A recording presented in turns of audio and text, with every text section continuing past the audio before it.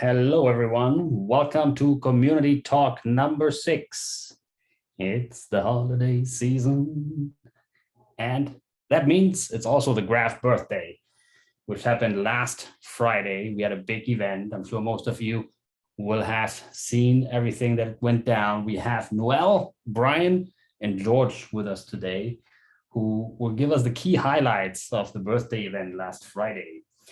We also have made 2 major announcements on the core dev side. We have now 2 more core devs in the community with the Guild and Semiotic AI. And I'm happy to announce that we actually have Sam with us from Semiotic and also Yuri and Dotan from the Guild. And we're gonna formally introduce them to the community and have a mini Q&A with both of them. And then we have something exciting coming up today on the curator side.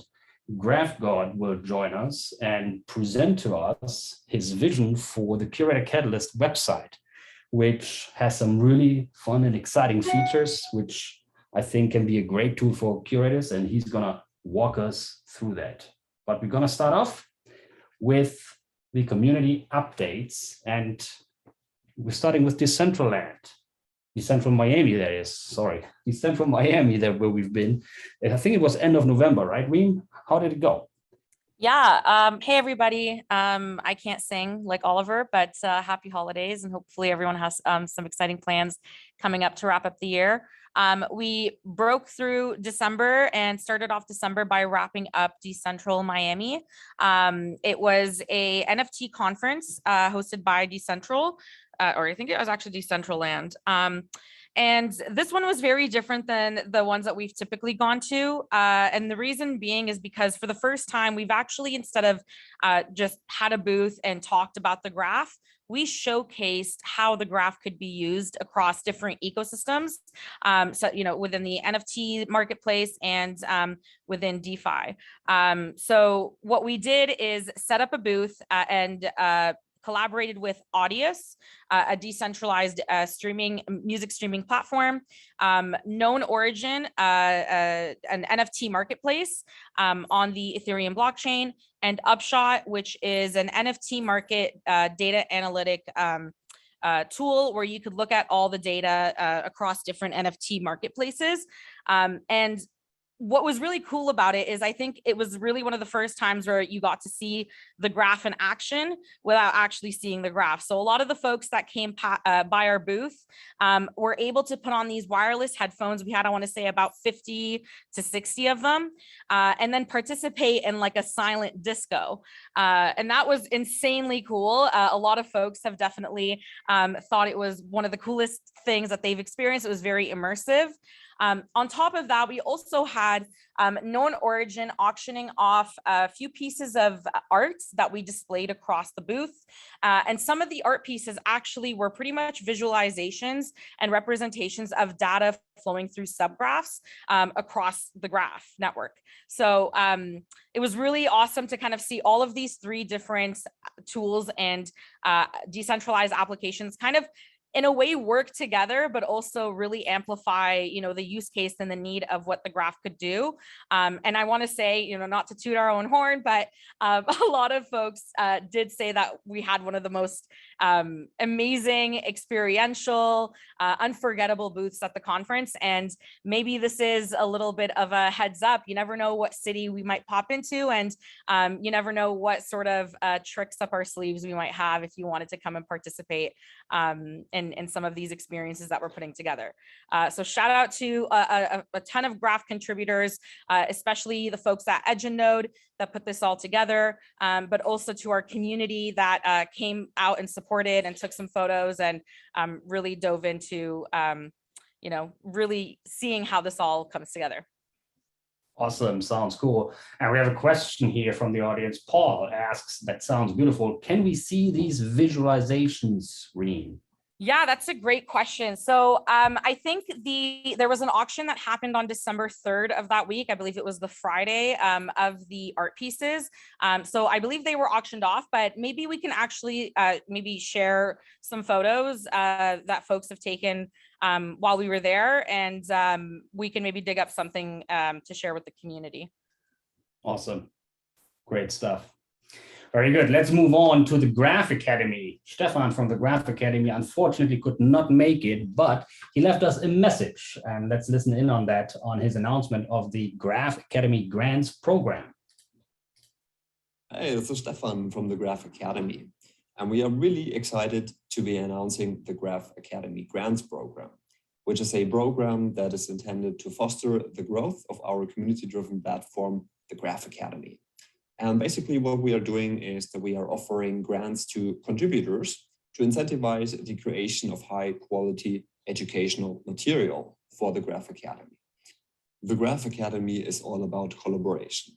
So if you would like to contribute to our joint endeavor of building a universal knowledge base for the Graph ecosystem, you are more than welcome to do so. With this new initiative, we can provide grants to contributors who are creating materials that we are looking for. Right now, we have 2 live RFPs. One is an indexer onboarding course, and the second one is a subgraph development course. So if you are interested in creating educational materials for these 2 areas, feel free to apply. If this has piqued your interest and you want to apply, simply visit thegraph.academy/grants. That is thegraph.academy/grants to find more information about the grants program.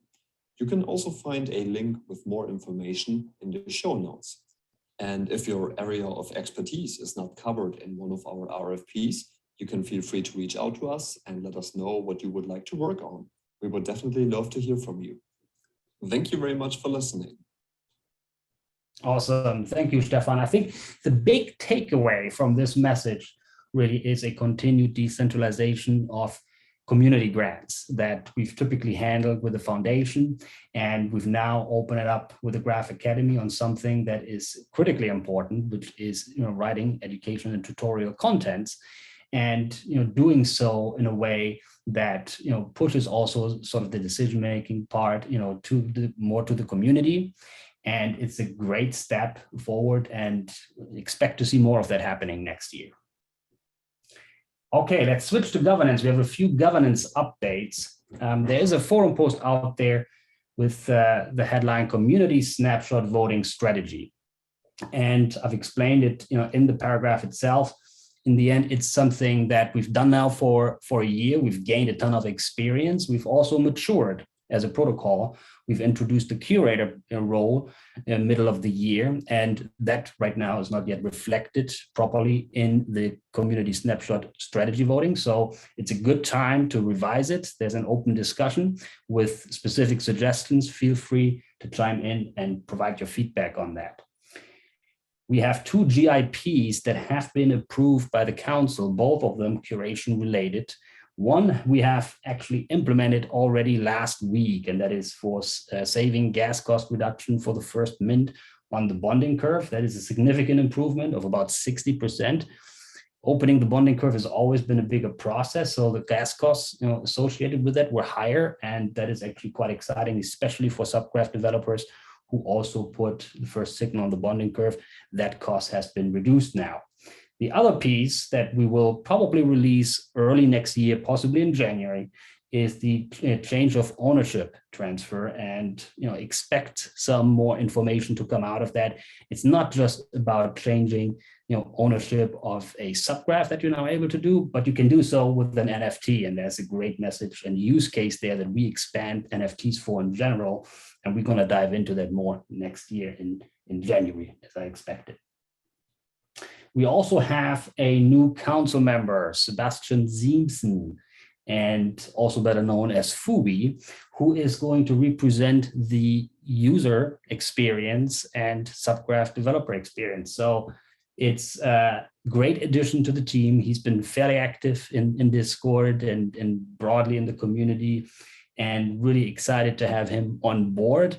He's a really strong voice. He's been with the Graph ecosystem for a long time and contributed in many different ways, and happy that he's accepted the role, and it's a great addition to the council. So welcome, Fubi.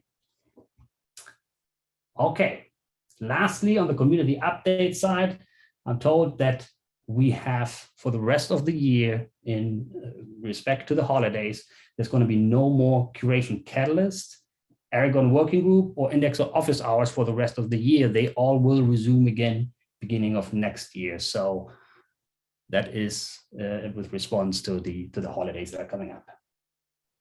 All right, let's switch gears to our birthday event last Friday. We have Noel, Brian, and George. Welcome all of you to Community Talk. Noel is with Edge and Node, and she's going to talk a little bit about the specific events that took place on Friday. Noel, what have you got for us? Yeah, thanks, Oliver. Hello, everyone. I'm super excited to be here. We had a really exciting birthday last Friday, as Oliver touched on. We had a few things roll out. We kicked off the day, if you follow us on Twitter, with a lot of really incredible charts that George helped create and the design team at Edge and Node. So they were really great and got a lot of engagement. And then at noon, we had a Twitter space. So I'll share my screen if you don't mind. Go ahead. Thank you. We kicked it off with a Twitter Spaces, and our very own Nick Hansen emceed, and we had Yaniv there, all the founders of the Graph, Brandon, Giannis, and then we had Eva, of course, the director of Foundation, and then we had someone from almost every core dev team, except the guild wasn't able to make it, but we had Tegan from Edge and Node, Mark from Streaming Fast, Joseph from Figment, Alex from Streaming Fast, and Sam from Semiotic. So it was really great just to hear everyone's thought. They kicked it off with the first question asking Giannis, about the early days and some things that were important. And he touched on, the Graph giving the developers a solution to a problem they had. How the Graph stuck to their original promise of progressively decentralization. What was really interesting is, I think the second question maybe was if the vision had changed over the last year. And, Yaniv said, no, we're really staying strong to the vision that they had originally thought of. And if anything, it is more complex and vivid, but they really are staying strong to everything that they had envisioned for it. So I thought that was really great. And we have some other great quotes. Tegan saying she's grateful every day and excited to continue growing the Graph, and inviting anyone to, join the ecosystem. And I love Eva's quote too, that, we aren't not necessarily the talent, we aren't not necessarily the core devs, but making sure the core devs and grantees have the resources they need, and this strategic thinking. So really interesting. We're going to be hopefully putting that whole recording out in case you missed it. And so if you didn't get a chance to listen in, I really would suggest that you did. It was a really great hour with everyone. And then it really just turned into a party from there. We had an incredible community-led events around the world to help celebrate. It was supported by Edge and Node and the Graph Foundation, but we actually had one that started in Lagos, Nigeria, with over 50 people. So great to see everybody there celebrating. They actually had, this is a Graph curator tea. So it was really great to see everybody there having a great time. Then in Bangalore, India, we had over 100 people show up on a rooftop and celebrate. And then in New York City, over 100 people there, where we shared some of those great charts that you can see in the background there. And then in Argentina, of course, they all came out, over 200 people celebrating the Graph. And in SF, we had about 75 people there. You can see a little Yaniv sighting over there in the back. But it was super fun and great conversation, and just so nice. I went to the one here in San Francisco, but it was just really great to just talk to all different people. I met people that have had grants, that have just been following the Graph, that are delegators in the Graph. And it was just a really nice time to just connect and celebrate and be together. So we had so much fun and just so thrilled to be a part of the ecosystem. Awesome. The one thing that I like to see, first of all, it was community driven, which is awesome. And that it happened really across the globe in 5 different locations. in India, Nigeria, in the US, and in Argentina, really many continents represented there. And to see that sort of engagement and the attention that we can get on a short notice, fairly, right? Yeah, not only that, but it's the holidays. You know how busy they are, right? Everybody has a Christmas party, and to see everybody come out and just be so excited, I think says so much about the community. Great stuff. Let's switch to Brian. I know Brian has some connection issues. Brian, are you with us? Yep, I am here, guys. I'm alive. All right. Hello, everyone. Thank you guys for joining. My name is Brian. I support marketing at EdgeNode. It's been a tremendous year, and we're really glad to have had you guys along for the journey. I want to take a moment and review some of the milestones of the year. It's really amazing just looking in retrospective. One thing to note is the chain expansions that have happened throughout the year. So I guess starting in February, the Graph expanded to its first layer 2 blockchain, announcing indexing and querying on Polygon with the hosted service. And another layer 1 was added in February as Phantom support was announced for the hosted service. And then just 2 months later, Celo was integrated on the hosted service as well, adding to that group of layer 1s. And another 2 months after Celo, in June, both Arbitrum and Optimistic Ethereum support were announced for the hosted service. Then October came along and the first non-EVM blockchain was supported with Near protocol. Super exciting. And more integrations are being worked on every day, so stay tuned. I also want to take a moment and just reflect how the ecosystem has grown with the core dev expansions. So for the first half of the year, EdgeNode was working as a core developer for, in the Graph ecosystem, but it's amazing how much can change in just a few months. In June, Streaming Fast joined as a core dev for protocol R&D and to improve indexing performance. Just 1 month later, Figment was awarded a grant as well to join as a core dev, bringing experience with proof-of-stake networks and node infrastructure. Just as we thought things calmed down, in December, Semiotic AI was announced to support R&D implementing artificial intelligence to explore smarter and more efficient query price negotiations. And then just 1 week later, the Guild, which was a Wave 1 grantee for subgraph tooling, also joined us as a core developer to develop new subgraph features and improve graph nodes querying capabilities. So we're looking at 5 core devs in just the span of 6 months now. And I think it's just amazing to see the community grow and just see where the graph can go next now that there's so many folks working to build it up. So just really, really great to have you guys along for the ride. It's been a tremendous year and we're excited for the next year. Thank you for that recap. It's amazing to see the growth. Many of us might have joined the Graph about a year ago when launch mainnet occurred, like myself, in fact. And thinking back, I can only envision how big of a step that must have been for the original team and the early supporters that were all part of that.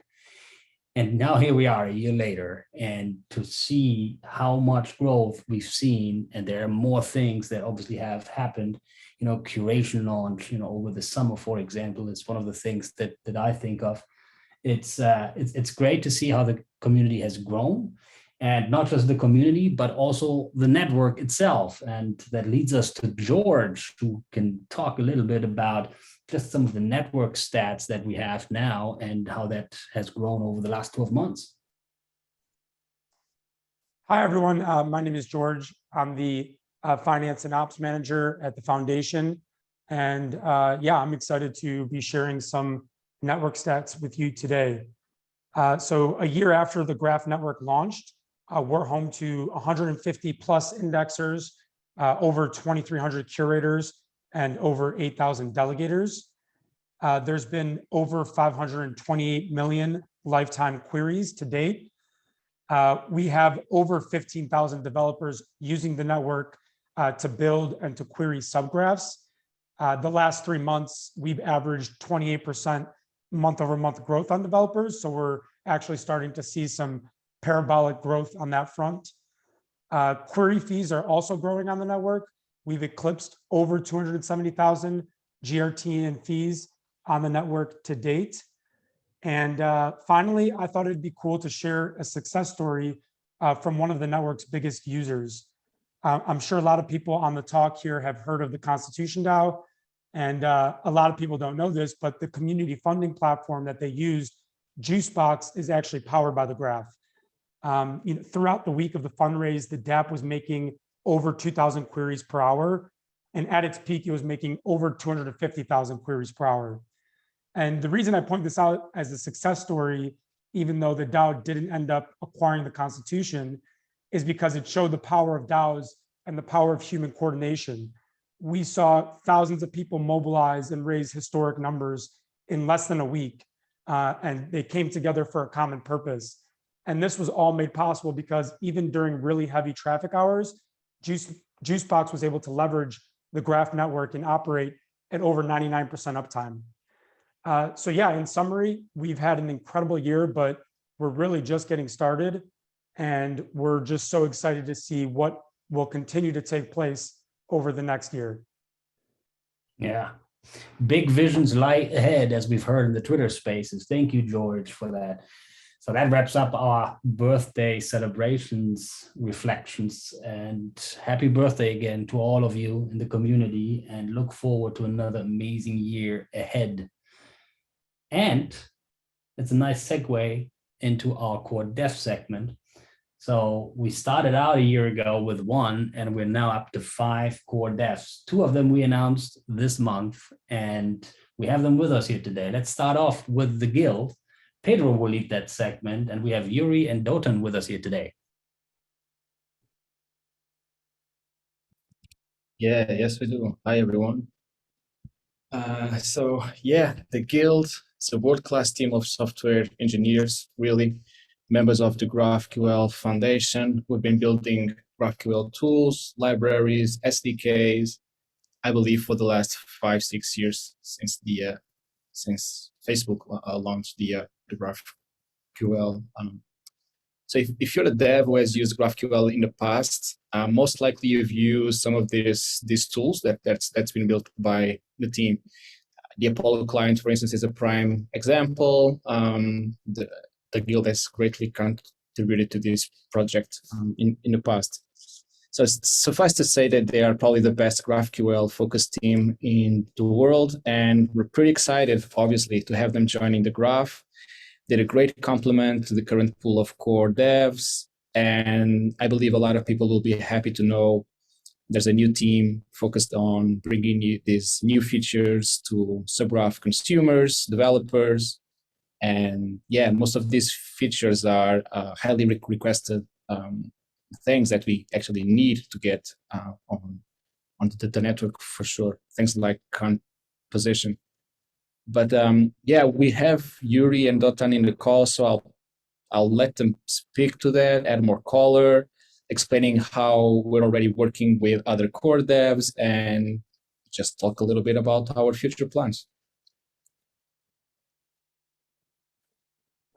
Yeah, thanks for having us. Hi, everyone. I'm Uli from the guild, and Dotan is also here with me. And we're really excited to be here. We've been excited for a while. Now that everything is out that we're joining, it's really exciting to talk about all the things that are coming. Like Pedro said, we're probably today the largest group of open source developers in GraphQL. Yeah, you probably are using our tools if you use GraphQL, both on the backend and the front end. We really believe in open source. We believed it from the start. We have like a unique model that we execute for years about how to basically build this real sustainable open source. And I personally met Yaniv, I think it was a while ago, a couple of good months ago. And my mind was blown by the, everything that the Graph is doing and the community is doing. And the more I researched and the more I learned, it just sounded so exciting. So we started chatting about, how we could help and how we could support the Graph. And we just wanted to do more and more things. So we started with one grant and that was really nice. And it's, it was for the schema prototyper, and we basically built a really cool tool that I think would be valuable for any GraphQL developer, especially graph developers. And working with the foundation and working with on the graph was just so good, and we decided why not to do more. And we saw there were so many opportunities to improve the GraphQL API and the code, and things that were, there's so much to do in the graph. So things that were just, there's always more to do. So yeah, so we're really excited to join, and there's a lot to do, and we already started. So, you can find in the, in the announcement, there's a lot of things we want to do, like, composition, analytics and aggregation, mutations, bring subscriptions, and even looking at real-time queries in general, like live queries maybe.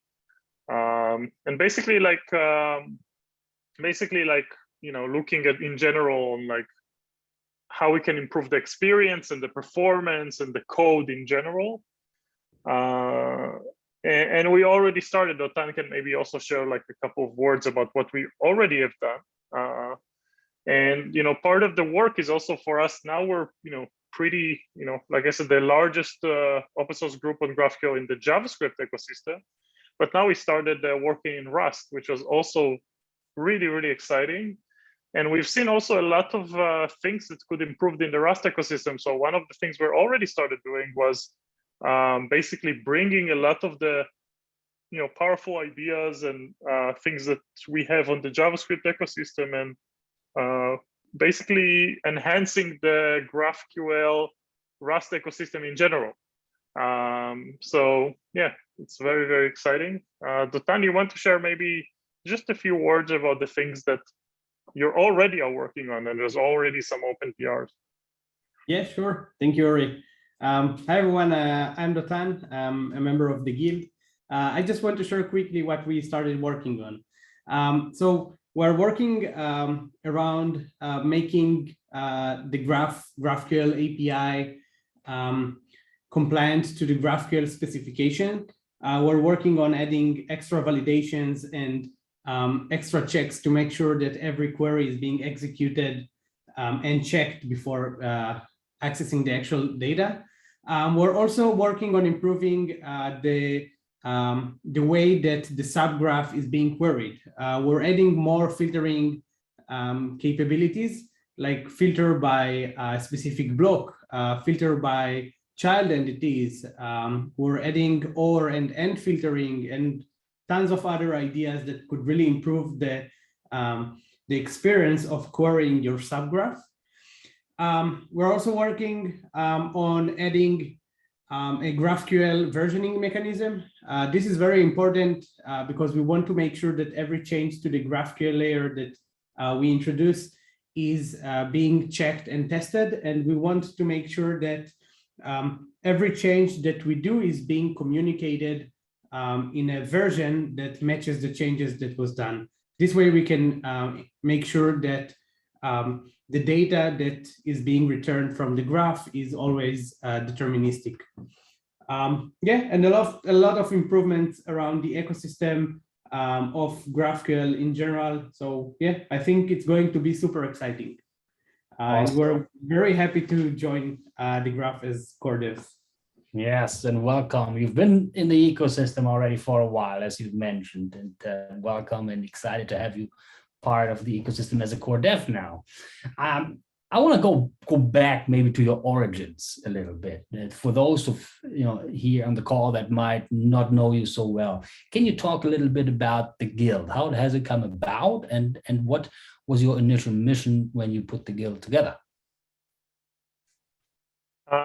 It's a good question. I think so. When we started, I used to work, by the way, before that at Meteor, then Apollo, which is also like a very big GraphQL developer. And throughout the years, for years, me and Dotan were working together, and we worked with a lot of other freelance developers, and we tried to basically see how we can make individual developers the most productive for themselves. And open source was like the main part of it. And the thing is, there's all kinds of ways to do open source. One way is like working in a big company like Facebook and then working on React or something like that, which has plus and minuses. And then there's another way of working in a startup that like, you raise money from a VC and then you try to sell some product or something like that. What we thought was maybe there's another way, like there's plus and minuses for both, and both are very necessary and good for the open source in general in the open source economy. But we thought maybe there was another way. Maybe there was a way that was a bit slower, like that will take the time and each developer could work slowly and think, well, what's the right solution and how to, but also stay there for the long way. Like not like there's just too many open source libraries that are big open source for marketing reasons or whatever, and then 3 months later, nobody's touching them. And it just happened too many times, and we just decided to create this group to basically create every library we create will both people could rely on for the long term. And it doesn't mean it's the best library at the beginning. We don't think we're like geniuses or something like that, but we just think that if you iterate over something for years and years and listen to the community, really take the time to listen and to learn from the community, you will end with something that is very powerful. So when we started, nobody realized why we are doing it. Today, we're the largest in the ecosystem, so everyone is like knowing us, but it wasn't obvious. It was like, it took many years for people to realize that there's actually something special here, and also for us to actually realize this is something special. And over the years, we took libraries also, we took over libraries from companies that deserted those libraries. So I think, I think that's the main goal of the guild, to build open source that is sustainable and for the long term, and that makes developers more productive. And I think that's why it was so natural for us to join the graph, because it was basically it's kind of like the same vision, just like bigger. So Right. yeah, there's a ton of alignment there just on the philosophy of open source. There's also parallels that I see what the developer DAO right now is doing in the Web3 space as well. So it's super exciting for you to joining the graph ecosystem. And thank you for being on the call today. Thanks for having us. And also, if people are, now is a good time to like look at the things you want the GraphQL API of the graph to improve. Like now is a good time to come in and like watch the repo, look at our work, watch the guild, follow us, and basically suggest and share with us your experiences, because we're now in the process. We're already started and we already have a lot of things to do, but we now can be in a position where we can hear your feedback and we can execute on that. So bring your feedback. It's very valuable for us. And one great way to provide that feedback is the forum. And that is something that we always want to promote for the community to provide that type of feedback. Great, thank you, Yuri and Dotan. And let's move on. By the way, if anyone has any questions for the guild, they're going to be here for a little while longer with us on Community Talk. Feel free to ask them. We can always come back to it. But now let's switch gears to Semiotic AI. We have Sam with us, and Nick is going to be moderating this segment. Over to you, Nick. Thank you, Oliver, and hello, everybody. This is Nick Hansen. I'm Ecosystem Manager with the Graph Foundation, leading community development and partnerships, and I'm pleased to welcome Sam Green here today with Semiotic. Sam, welcome to the call. Thanks, Nick. It's great to be here. I wanted to start off with a question about the history of Semiotic. I think a lot of people are always interested about the origins and what you and the team do. So what can you tell us by way of introduction about the Semiotic team and yourself? Yeah, so I think at a high level, I think many of you have heard from me before, and I've given some background of Semiotic. So I'm going to try to share some new information today.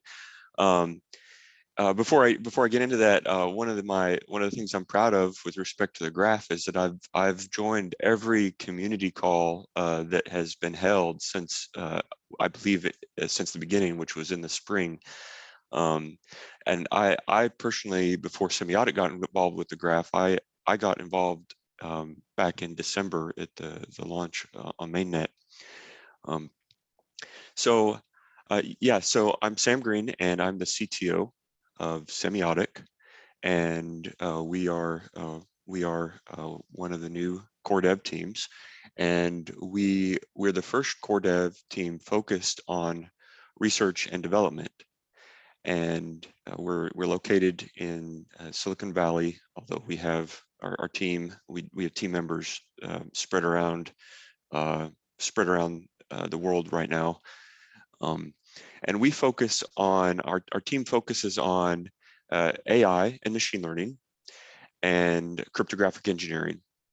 And with the AI and ML front, I'm going to unpack that during this conversation, but at a high level, we use AI and ML to test potential changes to the protocol, and we use it to build automation tools for the human users, for the people that are using the protocol. And then for cryptographic engineering, we focus on zero knowledge proofs. And so Nick asked about my role as CTO. So as a CTO, I'm responsible for guiding the long-term technical priorities of Semiotic, and I'm currently the acting lead for both our AI efforts and our cryptographic engineering efforts. And then I also make technical contributions to the AI efforts.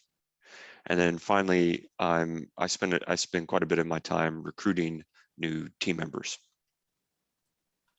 So Sam, we talked a little bit before this call, and we decided we would take a structured approach to introducing you and Semiotic to everybody on Community Talk.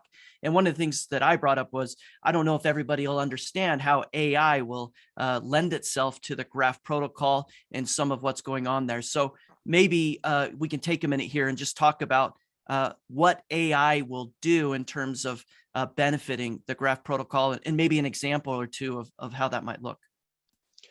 Sure. So we actually have several AI oriented efforts that we've been working on since we got involved with the graph, which was during the Wave 1 grant, during Wave 1 grants, and I'll unpack the details of that.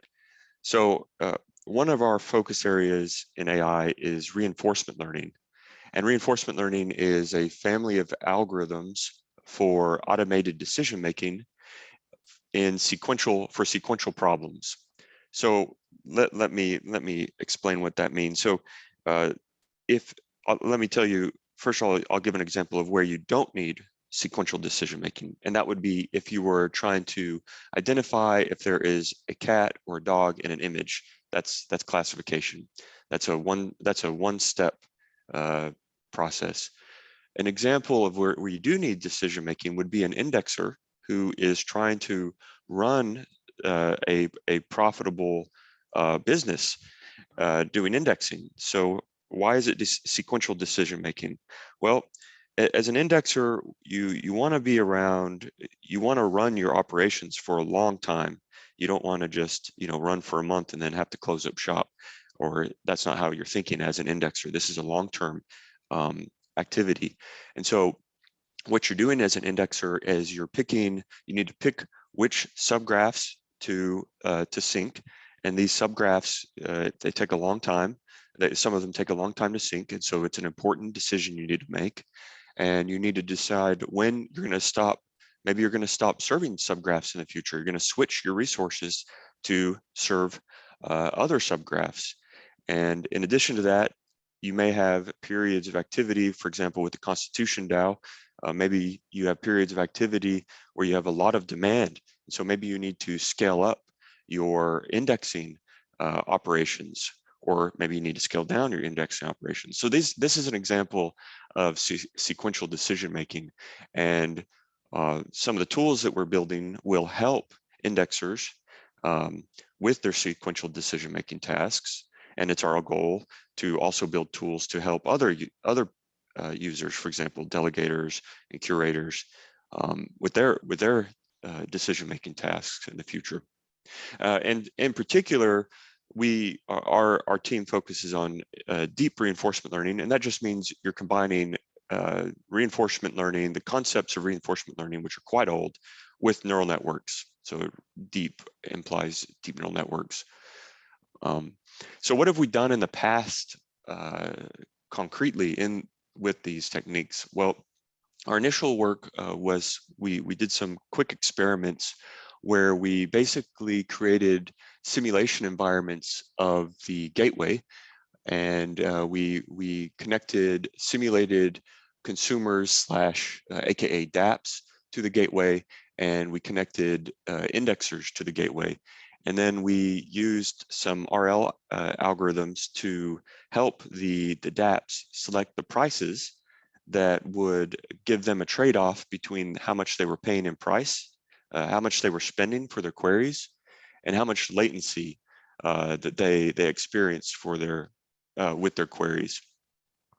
And our current efforts with the reinforcement learning is we're building a tool to help indexers choose prices that they charge for their queries that reflect their operational costs. So right now in the system, indexers have a domain-specific language called Agora that was created by the graph, and Agora lets indexers pick prices. So you could say, okay, for this subgraph, this type of query is going to cost this much, this type of query will cost this much, and so on. And why is it important for indexers to have this ability? Well, when you get a subgraph query, these queries could be anything from it could ask for anything from a single cell in the database, or a query could basically request the entire database contents. And these two, or it could be anywhere in between. And so it's important for indexers to accurately charge for the queries in a way that reflects the underlying costs, like I mentioned.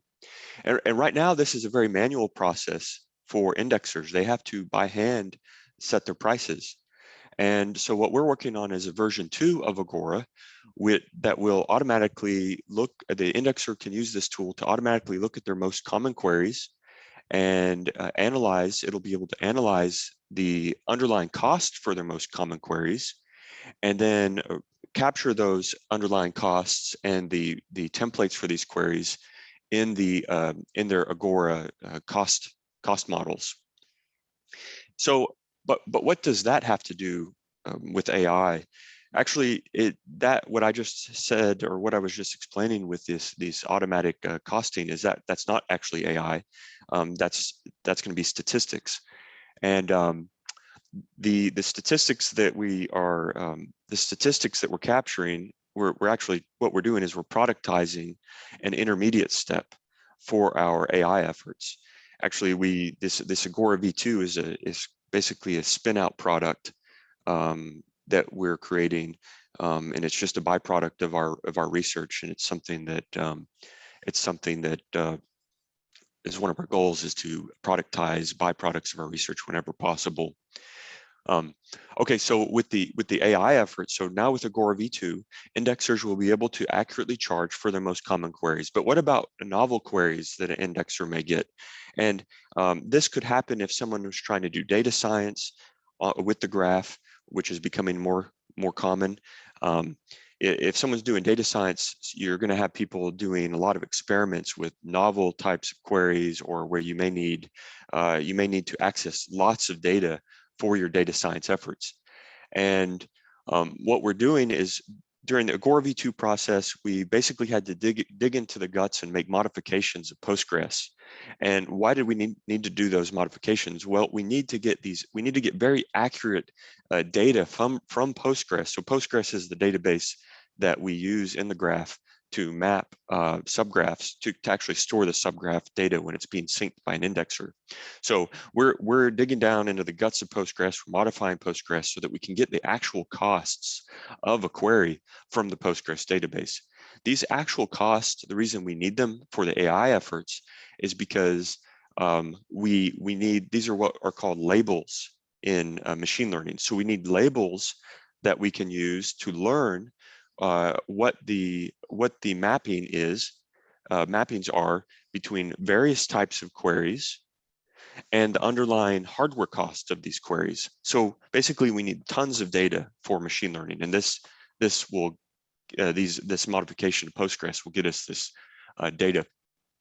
And so we are. I guess I want to mention one other thing that's come out of this work, and that is during the process of generating all this data that I mentioned that we need. We created this. We've actually created 2 random query generators. The first random query generator that we made was basically it was we reused some open source tool from IBM, and we noticed that it put a significant load on indexers. And so we basically wrapped that and we wrapped it so that it worked well with for the graph, and we released it as an open source tool, and it allowed indexers to stress test their infrastructure. But during the more later efforts, we created a random query generator from scratch, and this query generator was actually pretty hardcore, and it would really stress the indexer node software, and it's actually not something that we have released to the public yet, but we are using it internally. It's being used internally for development of the graph node because it's basically being used as a fuzzer to make sure that the graph node is stable, and eventually we will release this tool too. So basically, at a high level, you see that we have these long-term goals of making these AI-driven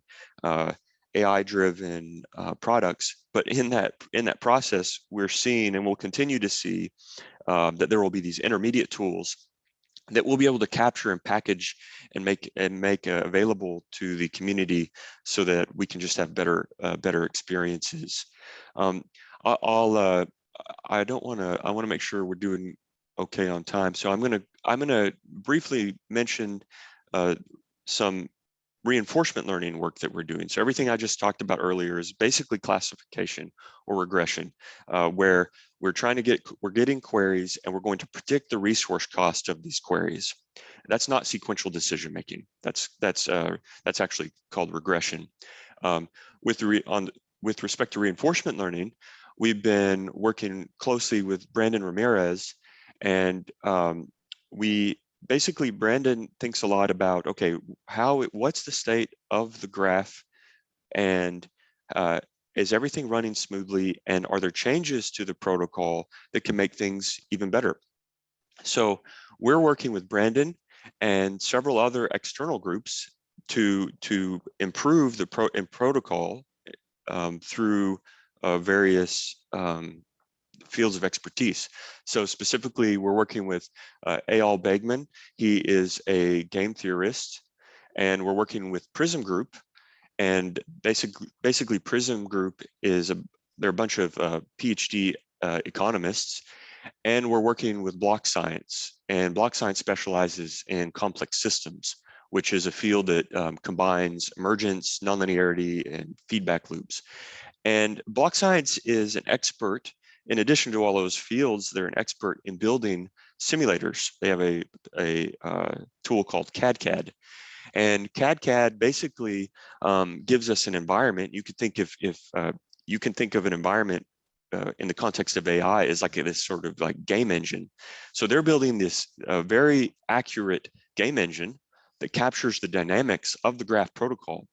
And this reinforcement learning efforts, which are part of these greater efforts, and in terms of making changes to incentive mechanisms, where we're collaborating with all these teams. So all of us are like looking at this game engine, and we're going to run simulations in this game engine, which models the graph. to test new changes to the protocol. Sam, thank you so much for sharing all that. It's a great overview of yourself and the team at Semiotic. I want to let everybody know that GRTIQ podcast is featuring Sam and the team at Semiotic this week. So if you want to learn more about some of the contributions that Sam and the team are going to make to the graph, along with an in-depth background overview of Semiotic, you can listen to the GRTIQ podcast this upcoming week. And with that, Sam, thank you so much. I'll throw it back to Oliver.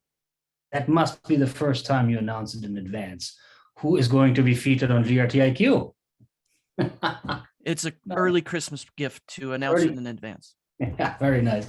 Well, welcome, Sam and Semiotic AI, as a core dev. It's mind-blowing stuff that you've covered here, Sam, and I'm excited to hear more on the GRTIQ podcast, and obviously, for next year to see the work coming out of Semiotic and how it applies to the graph ecosystem. Awesome. So we have a last-minute cancellation on the curator catalyst. So we're going to push that to the next community call. And what we're going to wrap up with today in the spirit of the holidays is everyone who's a speaker right now is invited to share something fun you plan on doing over the holidays. So let me kick things off. My father used to be a chef, and food was a big theme over the holidays for us. And it's something that I carried forward. And one of the things that we've always done over the holidays was eating roast beef on toast with a remoulade sauce. And the remoulade sauce was really the special kick. But anyone who loves roast beef, try that out. It's just so superb, and it's a nice little snack. And it's something that I've been doing and continuing with my own life now as well. And it's something that I always look forward to. So I open that up to the stage. Feel free to share something fun about yourself. Everyone who's a speaker, I open the mic.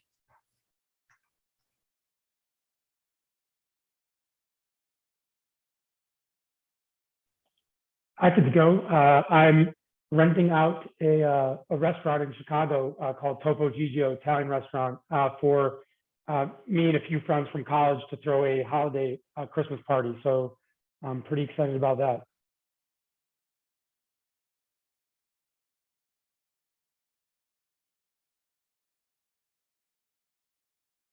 I can go.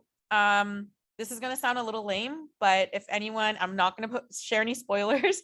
However, I saw Spider-Man 3 last week, and I'm really looking forward to seeing it again with my dad. I haven't seen a movie with him in a while. So I'm really looking forward to spending some time with some family. So it was that good that you want to see it a second time? Oh God, yes. Oh yes. So great. Nice. I still haven't seen the Bond movie. I still need to see that one. I guess I'll share that it's the 21st of December and I haven't done any Christmas shopping yet. That's what I'm sharing today.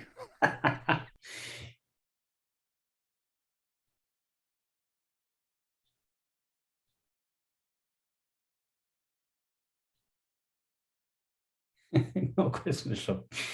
Anyone else would like to share something? I am excited to eat Chinese food and watch movies all weekend long. Chinese food, is that your favorite? That's my Christmas tradition, Chinese food and movies. Yeah, Home Alone.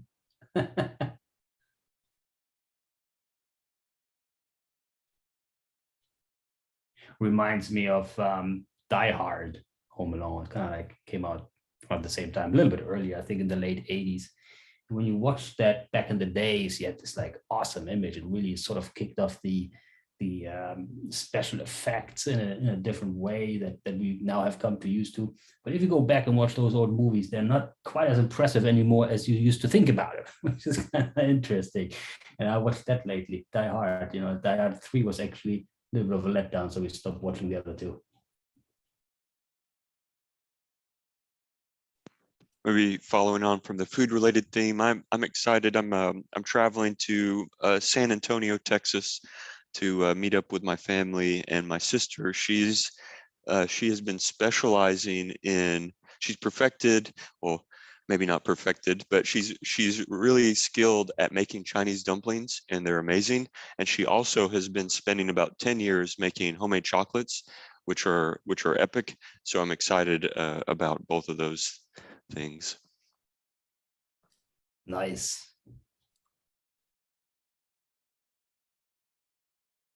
Hey, Oliver, I'll jump in here real quick. First of all, I want to wish everybody a Merry Christmas and a Happy New Year. And I guess Jim Cousins and myself, we have the same holiday tradition. It's December 21st, and I need to go shopping. Last minute. Good luck. All right, that wraps it up. We are on time. Thank you everyone for joining today. And I wish you all happy holidays and some relaxing and festive days ahead. Thank you.